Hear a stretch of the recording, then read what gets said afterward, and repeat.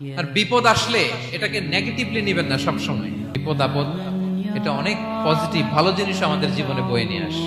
শাইখুল ইসলাম ইবনু তাইমিয়া আলাইহি রাহমা উনি বলতেন, খুব দামি কথা, মনোযোগ দিয়ে শুনুন। তিনি বলতেন যে নেয়ামত তোমাকে আল্লাহ থেকে দূরে সরায়, ওই নেয়ামতের চেয়ে বিপদ ভালো যে বিপদ তোমাকে আল্লাহর দিকে ধাবিত করে। আমি আবারও বলি, যে নাজ নেয়ামত তোমাকে আল্লাহ থেকে দূরে সরিয়ে দেয়, সে নাজ নেয়ামতের চেয়ে ওই বিপদ আপদ ভালো যে বিপদ আপদ তোমাকে আল্লাহর কাছে টেনে দেয়। তাহলে বিপদ আপদ আসলে আপনি হতাশ হবেন আর কখনো দুঃখ করবেন ভাইয়েরা, আর মন খারাপ করবেন?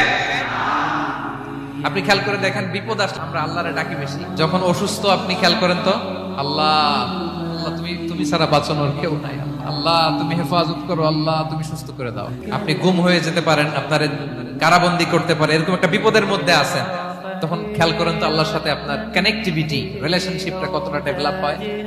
বিপদে পড়লে আমরা আল্লাহরে ডাকি বেশি। তাহলে বিপদ আপদেরও কিছু পজিটিভ সাইড বা দিক আমাদের জীবনে আছে না নাই?